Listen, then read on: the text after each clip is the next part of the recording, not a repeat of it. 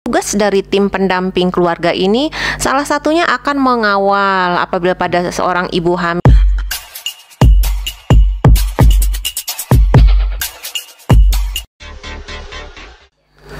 Assalamualaikum warahmatullahi wabarakatuh. Hai Sobat Keren, dimanapun Anda berada, berjumpa lagi dengan kita di Podcast Keren, perwakilan BKKBN Provinsi Lampung, yang tentunya juga akan menghadirkan para narasumber yang tidak kalah kerennya.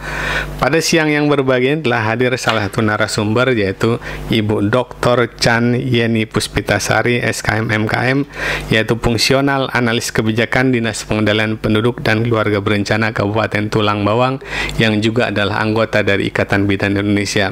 Mungkin bisa disapa dulu para Sobat Keren. Halo Sobat Keren, yang sudah selamat siang semuanya. setia untuk selalu ikut serta dalam kegiatan Podcast Keren kita. Pada kesempatan ini kita akan membahas tema tentang strategi OPDKB Tulang Bawang dalam percepatan penurunan stunting. Nah, sebenarnya kita ketahui bersama Bu Yeni, kalau Kabupaten Tulang Bawang ini angka prevalensi stuntingnya terendah seprovinsi Lampung. Mungkin Bu Yeni bisa memberikan gambaran potret angka stunting di Kabupaten Tulang Bawang. Iya, kalau untuk di Kabupaten Tulang Bawang, kita merujuk pada hasil survei status gizi tahun 2022. Angka stunting tulang bawang berada di angka 10,2. Nah, ini memang mengalami peningkatan dibandingkan hasil pada tahun sebelumnya 2021, di mana kita berada pada posisi 9,5. Ya. Artinya peningkatan sebesar 0,7%. Iya.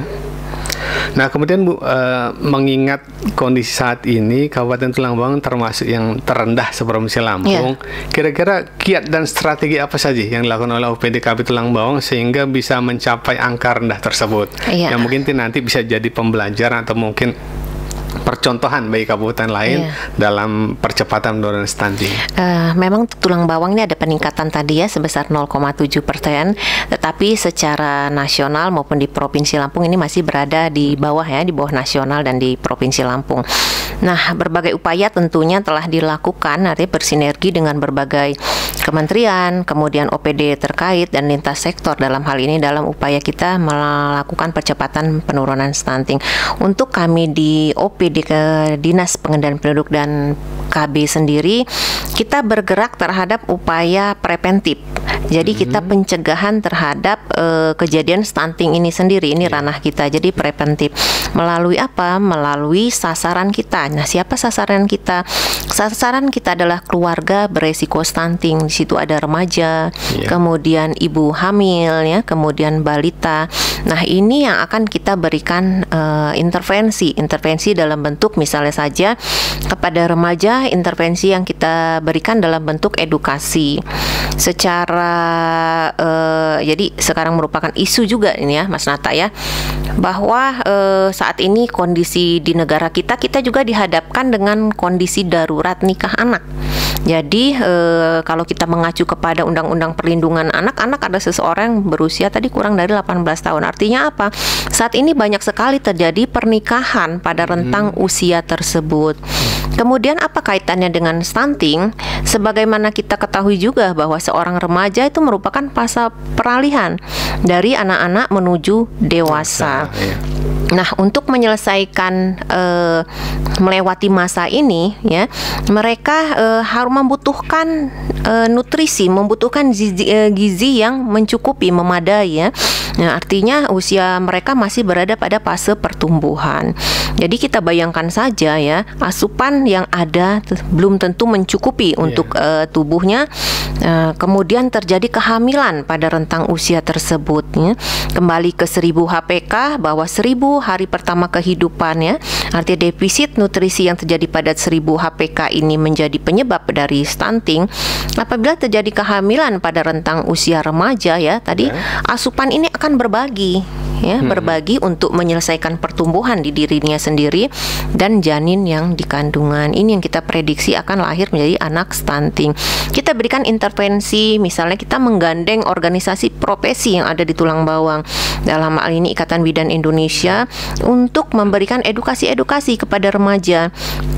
kita memberikan edukasi ke sekolah formal, sekolah-sekolah SMP, SMA maupun non formal seperti Karang Taruna dan sebagainya. Kita berikan edukasi kepada remaja agar mereka tidak melakukan pernikahan anak tadi, tidak menikah pada rentang usia remaja tersebut.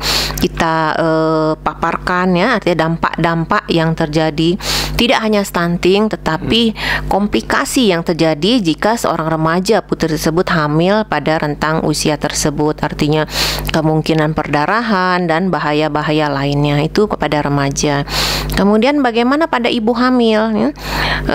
Saat ini BKKBN kita punya program TPK ya, tim pendamping keluarga yang terdiri dari bidan, kemudian kader KB dan kader PKK.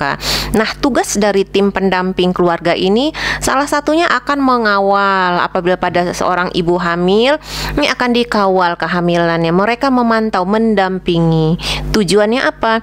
Apabila terdeteksi adanya faktor resiko pada ibu tersebut, misalnya kurang energi kronis, kemudian ibu hamil dengan anemia.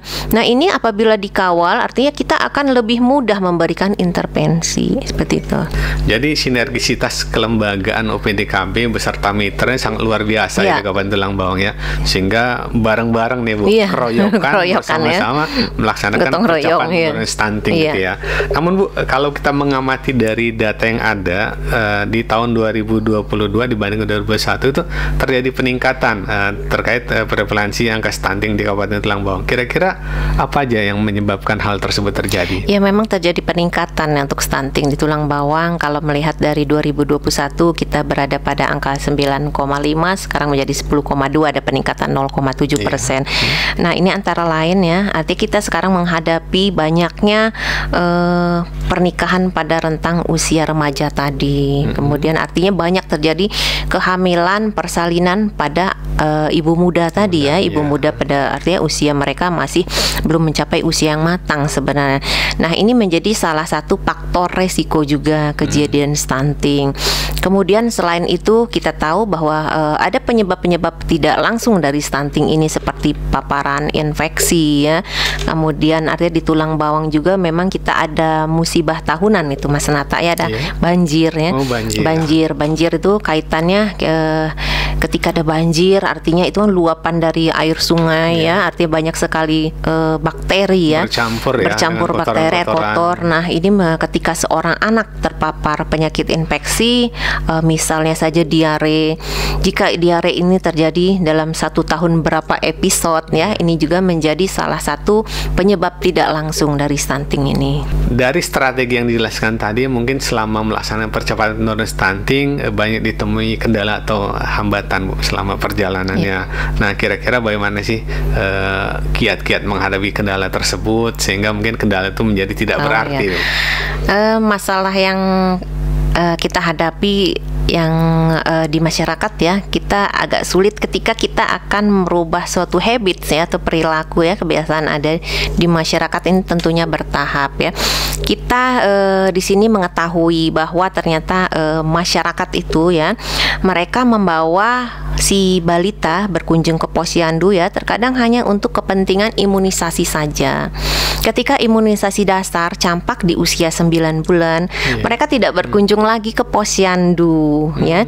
Nah, padahal ya, jika kunjungan ini ke posyandu dilakukan secara rutin ya, di situ ada pengukuran antropometri, tinggi badan, berat badan, tinggi badan dan sebagainya, maka apabila ada penyimpangan, misalnya ini 3 bulan tidak naik, bulan ini tidak naik ya, akan mudah terpantau, terdeteksi, sehingga intervensi yang diberikan juga akan lebih cepat, lebih dini ya. Ini yang kita merubah perilaku di masyarakat. Untuk hal ini Dinas Kesehatan ya, mereka memiliki program gerbek stunting kebetulan. Nah, gerbek stunting ini dalam arti ketika ada ibu balita yang tidak membawa si balita ini ke posyandu, ini bekerja sama dengan aparat yang ada di desa ya, ikan sama-sama menjemput ke rumah ya. Bahkan ada petugas kesehatan yang ikut serta dan akan dilakukan pengukuran di rumahnya, atau bahkan dengan menggunakan ambulan desa nih dibawa nih si balita dibawa ke posyandu. Itu sekarang solusi yang telah ditempuh oleh pemerintahan Kabupaten Tulang Bawang. Jadi tadi kembali lagi tidak hanya OPD KB saja, artinya kita tadi semua ya, keroyokan kata Mas Nata tadi, artinya berbagai dari OPD terkait ini. Jadi strateginya dengan jemput bola, jemput bola, iya, gerebek ya. Nggak posyandu, jemput dibawa. Tidak lagi terjadi ada satu kasus stunting yang tidak tertangani, tidak terpantau. Gitu tidak terpantau. Mungkin Bu, kalau yang sepengamatan Ibu di Kabupaten Tulang Bawang, apakah kasus stunting ini hanya dialami oleh keluarga yang lemah secara ekonomi, atau mungkin ada yang di luar itu? Untuk penyebab stunting memang salah satunya faktor sosial ekonomi ini punya pengaruh ya, dalam arti masyarakat dengan sosial ekonomi yang rendah ya, kaitannya dengan apa? Dengan daya beli ya, dengan daya beli, kemampuan daya beli dari keluarga untuk memenuhi asupan nutrisi bagi keluarga. Tetapi artinya stunting ini kan multidimensi, tidak hanya karena faktor sosial ekonomi, tetapi banyak faktor. Misalnya saja bagaimana pengetahuan si ibu tadi tentang gizi ya, tentu ini akan mempengaruhi praktik pemberian gizi kepada anak balitanya. Kemudian pola asuhnya seperti apa, kemudian kembali lagi sanitasi, hygiene seperti apa. Jadi tidak hanya terbatas pada sosial ekonomi ya, bukan hanya penyebabnya dari kategori masyarakat dengan sosek rendah ya, jadi multidimensi dalam hal ini ya. Jadi persoalan stunting ini bisa berpotensi terjadi di mana saja Bu ya, termasuk di keluarga yang ekonomi pas-pasan atau berlebih juga. Pengetahuan si ibunya bagaimana? Mungkin sebagai penutup, tadi Kak. Penutup. Oke. Mungkin sebagai penutup diskusi kita pada siang hari ini Bu, ada pesan-pesan yang Ibu sampai kepada masyarakat agar masyarakat ini semakin paham dan waspada terhadap persoalan stunting. Ya, dalam upaya pencegahan stunting kepada masyarakat tadi yang pertama kepada sasaran keluarga beresiko stunting, kepada remaja ya, tunda dulu pernikahan pada usia remaja, isilah waktu dengan hal-hal yang sifatnya positif. Kemudian pada ibu hamil, lakukan kunjungan pemeriksaan kehamilan kepada tenaga kesehatan ya, dan di fasilitas kesehatan secara teratur minimal 6 kali dalam kehamilan. Tujuannya apa? Agar terpantau kondisi dalam kondisi kehamilan, arti kalau ada penyimpangan ataupun komplikasi akan mendapatkan penanganan yang lebih awal. Kemudian kaitannya dengan percepatan penurunan stunting ini artinya tidak bisa kita berdiri sendiri ya, dalam arti meningkatkan kerjasama terhadap lintas sektor terkait. Kita bersama-sama bekerja sama dalam upaya penurunan stunting ini. Jadi saling bersinergi, saling bergotong royong ya. Semoga di tahun 2024 ya, sebagaimana mandat Pak Presiden melalui Perpres 72 ya 2021, harapan bahwa bangsa kita mampu mencapai ya, menurunkan stunting di angka 14%. Semoga tercapai. Sobat Keren, tadilah kita dengarkan bersama diskusi yang sangat asik dan menarik tentang strategi OPD KB Tulang Bawang dalam melaksanakan percepatan penurunan stunting. Semoga apa yang kita diskusikan tadi bisa menjadi bahan rujukan dan sebagai bahan pembanding bagi kabupaten kota lainnya, sehingga bisa mengikuti jejak Kabupaten Tulang Bawang dalam menekan angka prevalensi stunting. Terima kasih kepada Bu Dr. Candiani Puspitasari SKM MKM yang tidak bosan-bosan hadir pada podcast Keren. Oke, baik Sobat Keren, sampai jumpa pada sesi podcast Keren berikutnya. Wassalamualaikum warahmatullahi wabarakatuh.